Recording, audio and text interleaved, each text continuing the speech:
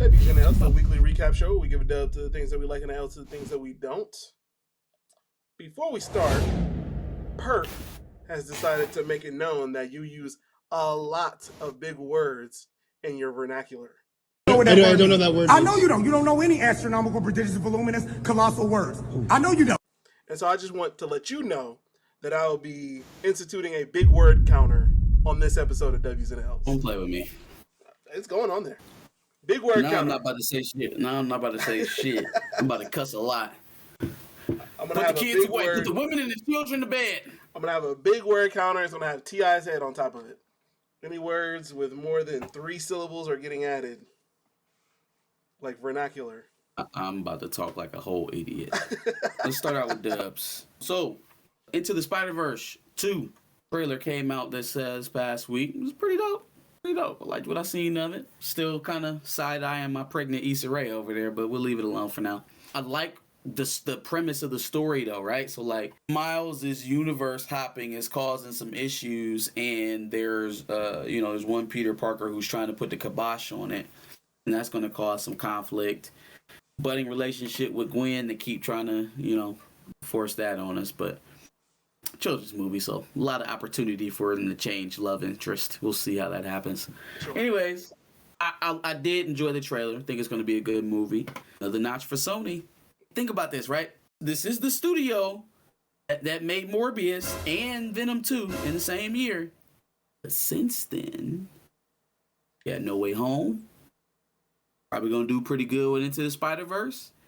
If they can get either Kraven the Hunter, El Muerto, Madam Web, if one of those 3 pops and you get it in succession, so we go No Way Home, Into the Spider-Verse, and then whatever of those 3 is going to do something, pops, like Kraven the Hunter come out and everybody loves it, you need to put some respect on Sony's name. At least they can put coherent content out that people enjoy. We'll forget about Morbius if they can, just continue to build on the positive momentum. We also got some more news out of Disney this week. They're going to be doing a live-action Moana starring Dwayne "The Rock" Johnson. It figures he had to find something else to do since Black Adam is no longer an option. Yeah, live-action Moana, sure. Moana was a good animated film. My son enjoys it. I enjoy it. It was definitely popular. Is it more popular than Frozen? Well, no.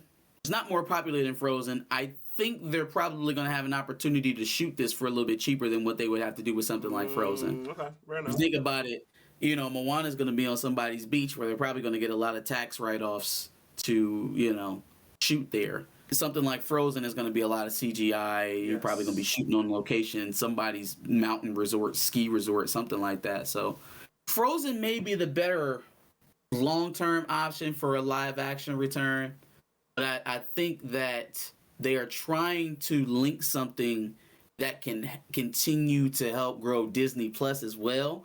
And so Moana is a popularly streamed movie on Disney Plus, and maybe that's where they're lining it up. Maybe Frozen is at a spot right now that it needs a revival, where Moana's still kind of alive. It's still kind of fresh to people. Have the live action movies been doing that well? I'm not asking facetiously, just Lion King and have those been doing all that well? So about a month ago, I was sitting in the room and I was watching TNT, and I was trying to figure out what I was watching. It was some pre-colonial, old-timey movie, but it definitely wasn't very serious. It kind of had a stronger overtone, or a very light overtone to it. It was kind of almost playful, and I was like, what movie is this? It was a live-action Cinderella movie that I never even knew Disney made.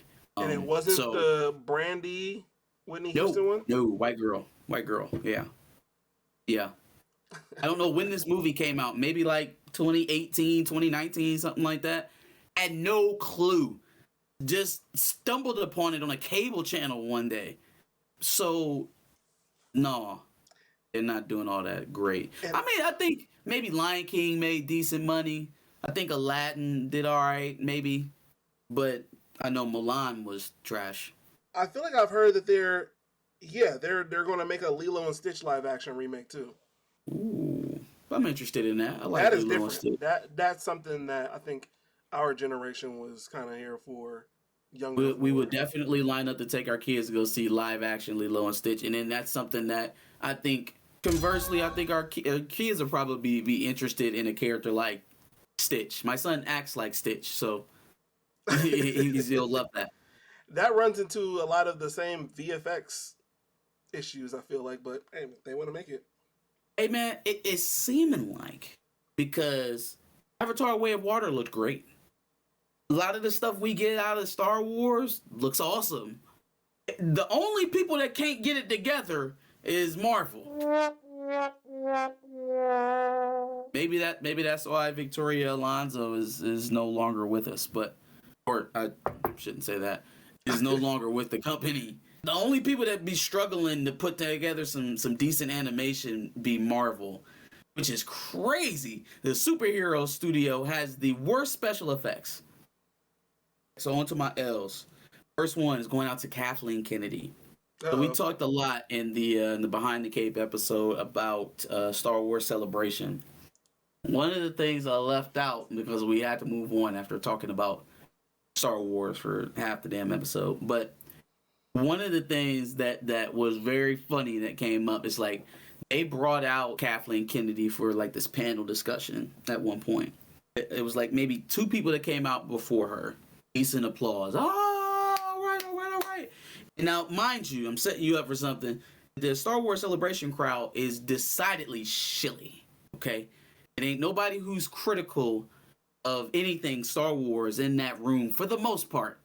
For the most part, right? There aren't too many us in that room. There probably, maybe some. They in the back. You know what I'm saying? They not getting the camera time to be upset. They're in the back of the bus. They in the when Kathleen Kennedy came out on this stage, you could have heard a mouse fart. Please put your hands together. First up, the creator and executive producer, Tony Gilroy. Executive producer and president of Lucasfilm, Kathleen Kennedy. President of Lucasfilm, Kathleen Kennedy.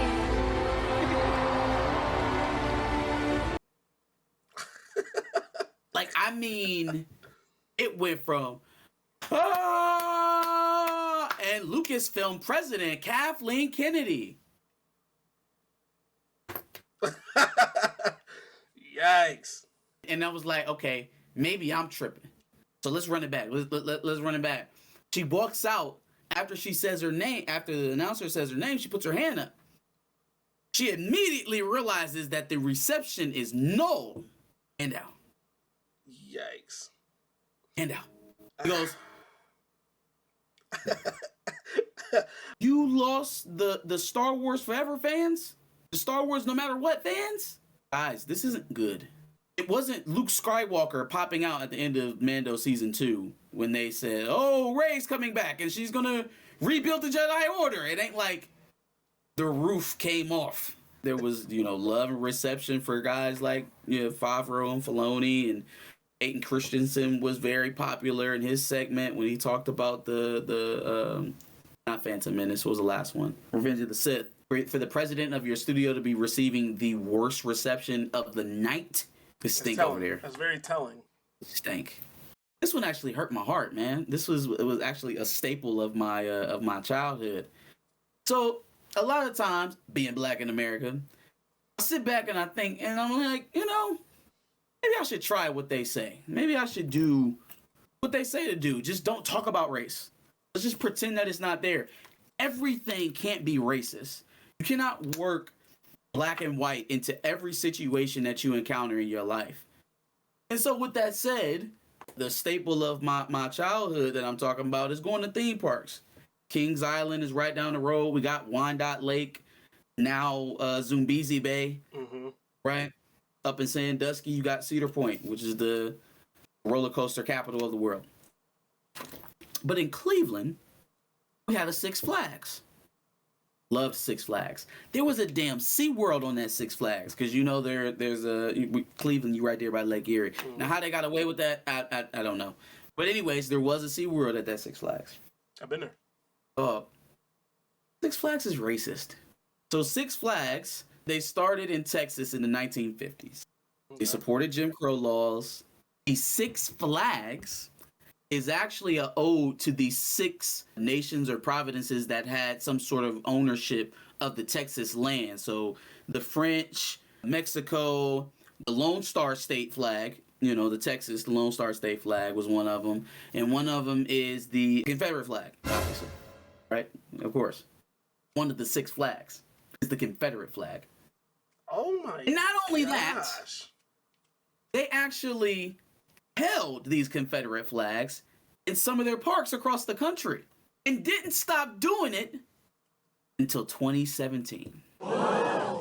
Yo, that's nuts. That's like the ice cream truck song. Makes my ass itch, man. I really be wanting to say like, oh well, everything's not racist, and then somebody tells me one of these parks that are like the creme de la creme of memories in my mind as a child is it's like the ice cream truck song.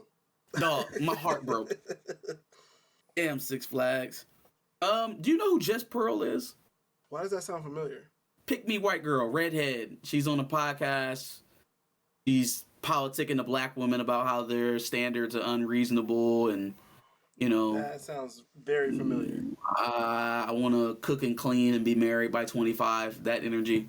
Obvious grifter, right? We don't need to get into that. We don't need to tell you why. I think everyone knows what they're looking at when we see Just Pearl. But I always tell you about grifters. They show their ass. They show their tail, right? They'll go too far on something that their persona says they need to support, but logically they know they can't stand on it. Or they'll show something that's a complete violation of whatever it is they're preaching, like fresh and fraud or fit or whatever their names is. But with Pearl, it's the latter, not the former. So she has on world-renowned racist and best buddy of Kanye West, Nick Fuentes, onto her show. Somehow they get on to the subject. I think was it sexual abuse, something like that, because they talk about how I think women, they kind of exaggerate the whole rape and sexual abuse thing. Like, it's not as bad as what people say, which is a common thought in that arena. Sure. That culture isn't a thing. Yeah. Go figure. And that somehow got related back to how black people in America, because she has to acquiesce. She's sitting with Nick Fuentes. She's on the show. Like, I have to give in to what he's saying. I have to capitulate, right? So she starts going in. She's like, yeah, that just kind of reminds me of. And then I can see the cogs in her brain working. She's like, oh man, the content I'm about to put out, the clicks, the rage farming. Yes, I feel it coming on. And she's like, oh man, they're about to be mad at me when I say this. And I was like, oh, you about to say some bullshit. I see it forming. She's like, yeah, it's kind of how, like, I don't know how, I mean, slavery was really bad, but it wasn't as bad as what they try to make it out to be. I was like, oh gosh. Oh boy. They're gonna get trouble. This sounds similar to the slavery stuff too, because that's literally the founder of, or the guy who made Roots said, I wanted a myth for my people to live by. So they often, but that's what they do, is they embellish. And I'm not trying to say it wasn't horrible. It was. Right. But they want to make it like more horrible so that they can control people. Bruh. God damn it. Isn't it amazing how they can just say one stupid fucking quote and just blow up the internet? And it's like, it's crazy, obviously, because of the summation, but it's also crazy because of how we got there. We were talking about the legitimacy of culture, and then somehow that got legitimized, like that viewpoint got legitimized by comparing it to the history of slavery with black Americans.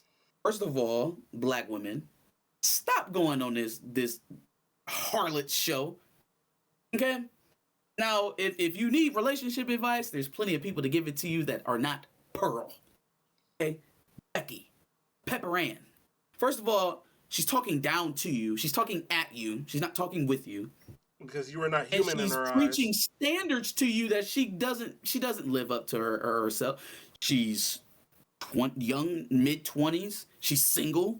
She's not married. She's not giving in to her alpha male man's needs.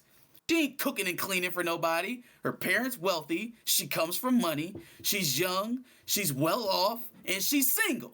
And she makes more money by telling you the dumb shit that she says. Stay away from grifters, y'all.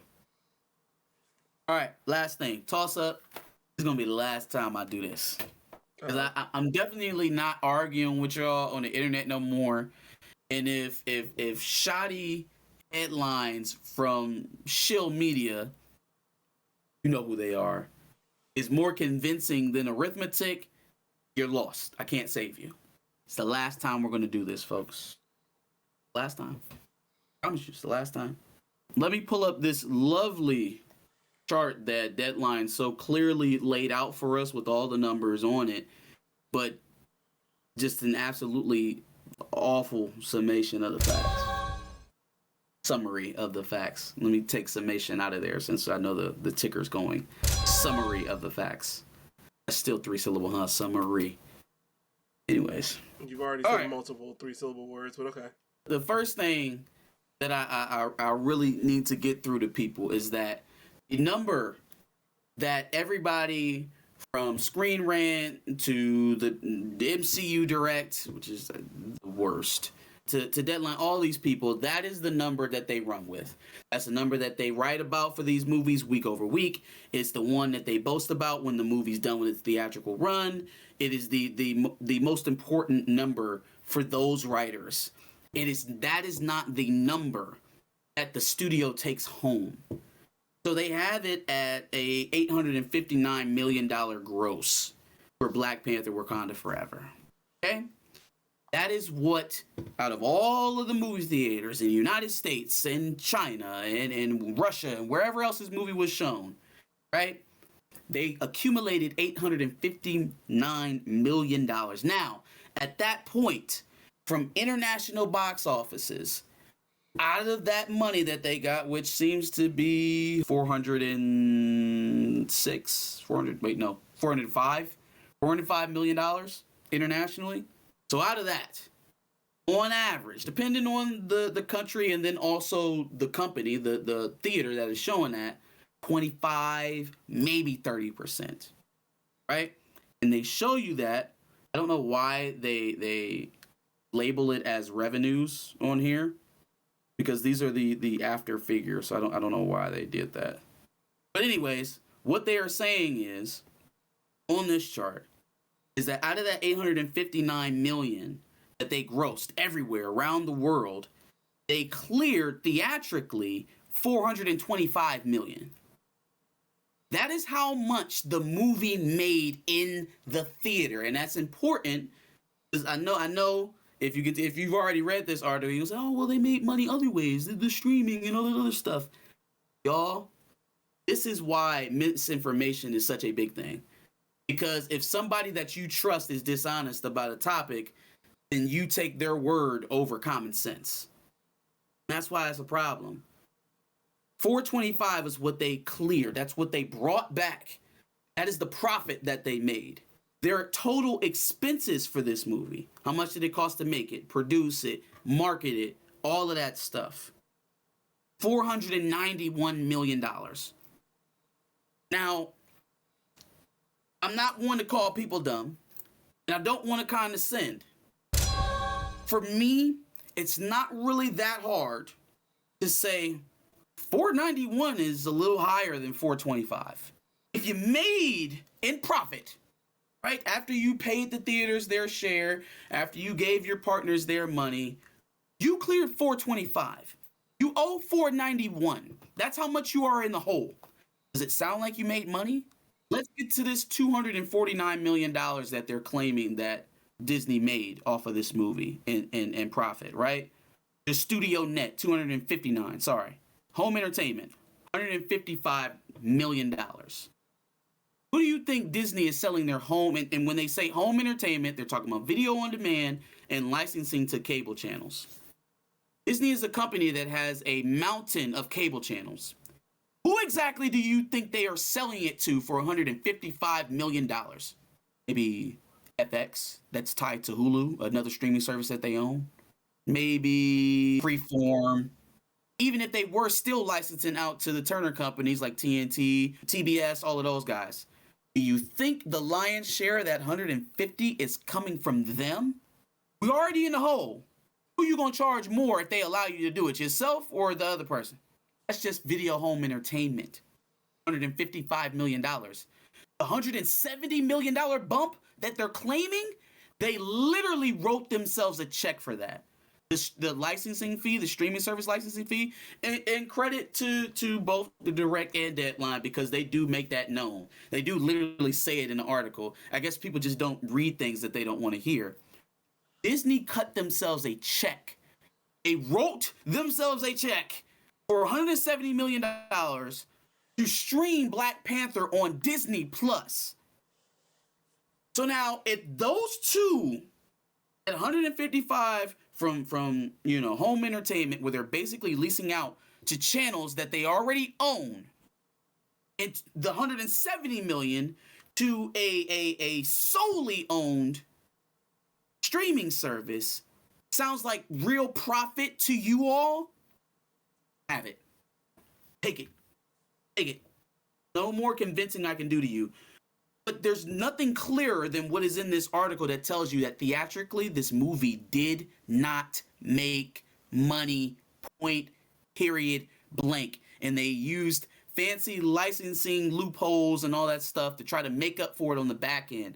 First of all, is Wakanda Forever worth almost $200 million to stream? Do you think that if Netflix purchased the rights to stream Wakanda Forever, that they would pay you close to $200 million for it? For a movie that didn't make $1 billion theatrically, that underperformed by $500 million compared to his predecessor, you think anybody else other than Disney is going to pay even over $150 million? That is an insane price for a movie that did not perform well theatrically, given its budget, given what its predecessor did, given what they needed it to do, to be quite frank. Last time I'm ever going to talk about that. If you're still on this heel about it made money, I can't help you. Hooked on phonics, brain games, those type of things help. I can't. I'm not a teacher.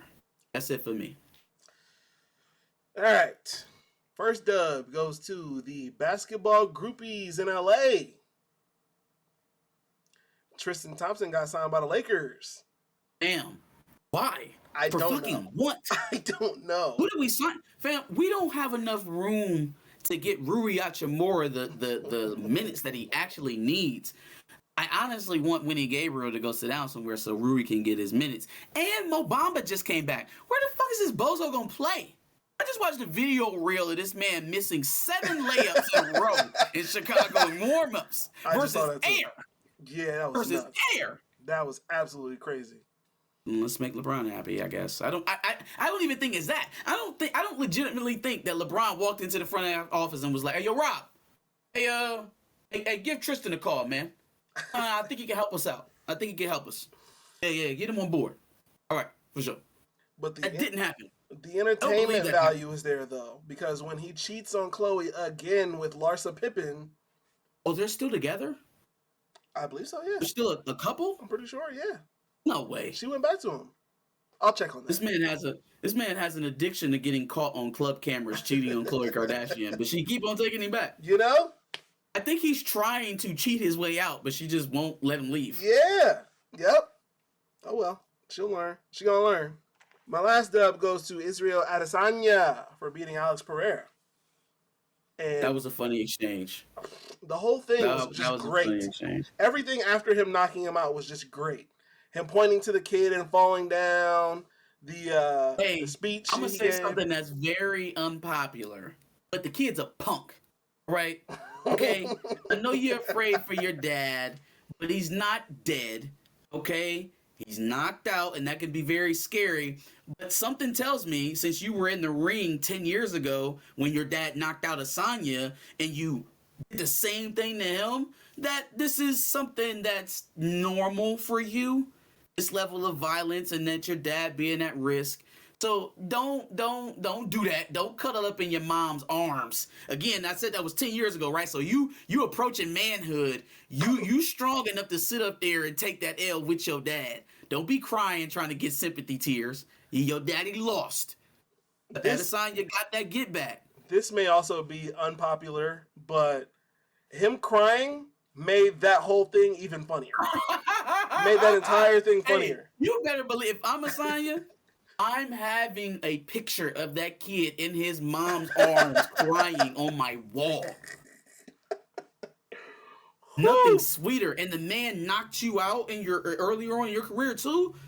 Oh man, hey, there's nothing sweeter than that. That's a fact. That is a fact. He deserves the dub. Whew, this L list is something else. And the worst one is at the top. I'm giving my first L to His Holiness, the Dalai Lama. What's up with the elder statesman, man? He's losing his mind. Fam. Did you just try to tongue down a 7-year-old? Did you Yes. just do that like he just in front of everybody? He requested the kid to suck his tongue in front of people. Take my tongue. Take my tongue. Take it. He kissed the kid in the lips, and everybody was like, "Oh!" You see the look? He like. And then he grabbed his chin. Yeah. What is happening? What is happening? Predatory behavior right in public. Okay. Remember Keith Raniere? Yes. Okay. You know who one of the most prominent hand-to-hands or meetups that he ever had? The Dalai Lama? He had a meeting with the fucking Dalai Lama. That's sick. That is crazy. You know what I'm saying, man? And I ain't putting it past him, just like I ain't putting it past no Catholic priest, no Pope. Yeah. No Baptist preacher. Ugh. People abuse the power that they have. You know what I mean? The Dalai Lama is a very powerful individual. And, again, without accusing anything or other than what we saw with our own 2 eyes, this shit happens. You cannot put your full faith and trust in any institution, not even the church. That's a fact, unfortunately. And, obviously it's all religion, so it's already fucked up that you're using that. Somebody's faith in a higher power to be predatory, but it's also weirder that the Buddhists are peaceful people. What is happening in these temples? I guess making out with young adults is peaceful. Not for me, it isn't. Anyway, moving on to the next thing. I actually thought you were going to talk about this. The YouTube pranker who got shot. Yeah. That was absolutely nuts. I don't need to say I told you so. Y'all know. I was going to say, it only took a matter of time before somebody pressed the wrong button. Yeah. But you know what? Not at all surprised at that. It was a white guy that shot him. Little bit surprised that his father was so confident to get in front of a camera and say, yeah, my son was just trying to have fun and play a prank, and this guy just wasn't trying to have fun. No, he wasn't fucking around with your son, and your son fucked around and found out. Okay? Facts. And the fact that you sitting up here blaming, well, I guess I would still blame the other person, but you not laying no responsibility on your son going out and touching people. Because I watched this pranks. Yeah, stealing their groceries. It was this one Asian man that almost whooped his ass before. Like, you lucky he didn't have 2 goddamn black eyes coming back home from that Target. Yikes. What? Why, bruh? It's other ways to earn money. You can sit down at this thing for 12 hours a day and make money clicking ads and watching ads. You can just do that all day. You can drive Uber. You can walk dogs. Or you could learn a skill. You could DoorDash, HVAC, electrician, plumber. You can be a real content creator and use one of your many talents to show the people. Nah, I'm going to take people's luggage at the airport and see if they punch me. Nah, I'm going to put a bucket over somebody's head in the grocery store. Wild. Absolutely wild. I'm going to walk by and look at somebody's girlfriend telling her ass fat in front of her husband. These next 2 L's, my last 2 L's, are based off of controversial reactions to lists that have been made. I'm going to start off with the complex hip-hop media personality list. Apparently, guys like Joe Budden, obviously. What is the list? The Excel hip hop personality. Complex is hip hop media personality. So guys like Pete Rosenberg. Qualification for? Oh, so like a host. It's funny you asked that because Carisha is in the top 10. And that's not even the L I'm giving, but I just wanted to throw that out there. Revolt got friends over at Complex. Jesus Christ. So, anyways, I believe it was Elliott Wilson and Joe Budden who made it above Pete Rosenberg. Joe Budden was number 1, Academics was number 2, which led people to say things along the lines of, oh, maybe Everyday Struggle's coming back, because obviously this is a play for that. Academics is the number 2 hip-hop personality in all of the genre. Right that over man was at the UFC fight cheesing with Trump. Yeah. He was right there with Cuck Sneeko. Yes. Yep. Yeah. Yeah. Oh, Carisha was number 7 for what it's worth. I guess Joe Budden is legitimate. He's been working his gambit for a little while. And in terms of notable voices that you know are contributors on hip hop, I feel like he's up there. Carisha, Academics, even Peter Rosenberg. Who the fuck actually likes that man? Let's be real. It's some people that actually like Ebro. Who the hell actually likes Peter Rosenberg? Well, that man has been in more fights with celebrities than any hip-hop personality that I know. I'm glad you asked that because he is the person I'm giving the L to. Because he was so upset that guys like Joe Budden and Elliott Wilson, who is a famous hip-hop interviewer, are over him in the list. Number 8 is Elliott Wilson. Listen, Elliott should absolutely be on the list. Is Elliott ahead of Flex and Ebro? I won't even say myself. I don't know. And is he more relevant at this moment? Carisha is number 7. I've never listened to Carisha, please. But does she talk about hip-hop content or she's just someone of hip-hop? I'm sorry. I don't even know who that is. She's from City Girls. She's a media personality? She has a podcast for about the last 8 months. Okay. Damn. Dog. Rosenberg, I haven't seen you in 3 years. You're lucky to be part of what Ebro and them got going on over there. Just be comfortable. Let's be comfortable. Nobody checking for the Peter Rosenberg show, okay? Like, I haven't seen Rosenberg in at least 3 to 4 years. Because they're not getting any viral moments popping off over at Hot 97. Yeah, Ebro now aren't doing the pull-ups just like Joe Budden when he went to go talk to Ice Spice. I ain't seen no Rosenberg. You know what I mean? Anything that happens at Hot 97 is a Funk Flex freestyle, and those have been slowing down quite a bit. When was the last time you seen one of those? From a lot of people too. I haven't seen the LA Leakers one. I haven't seen a Sway in the Morning. Where did the 5 Fingers of Death go? Is anybody doing that shit anymore? No. I forgot. Niggas are too rich to rap for free.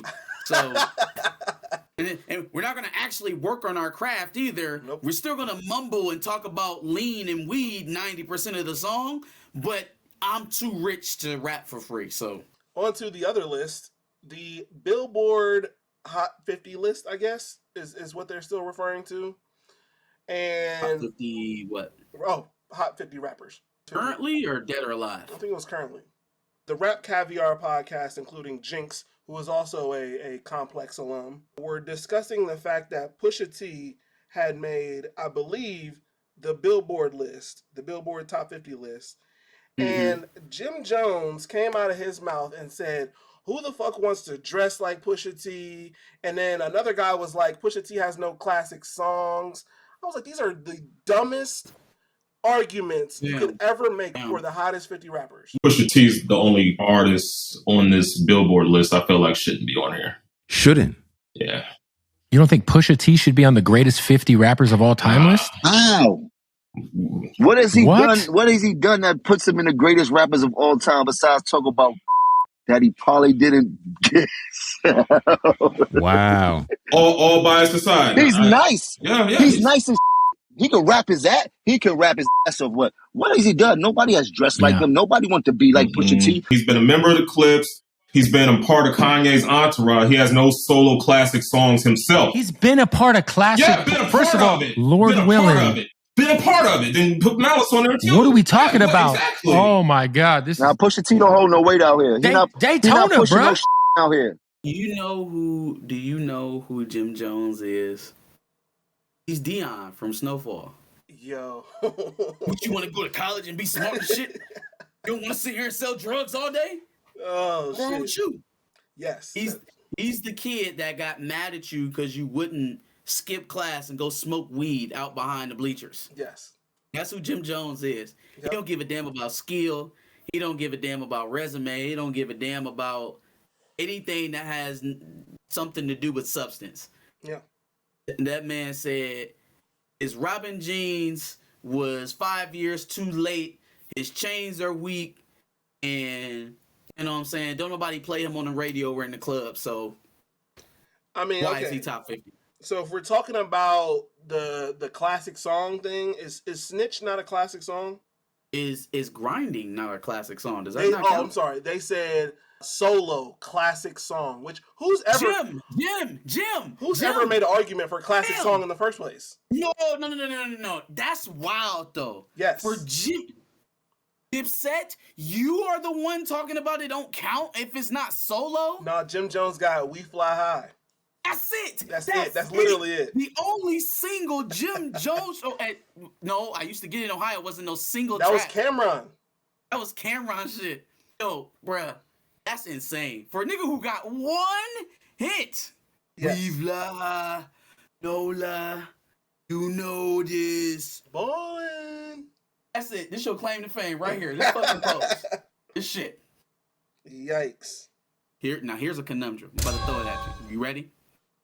Who's worse in terms of solo project? Jim Jones? Joe Budden? Joe Budden. So you telling me Well, Pump It Up wanting a bigger hit than Ballin'? Pump It Up is better than anything solo in Jim's discography. It's much more successful.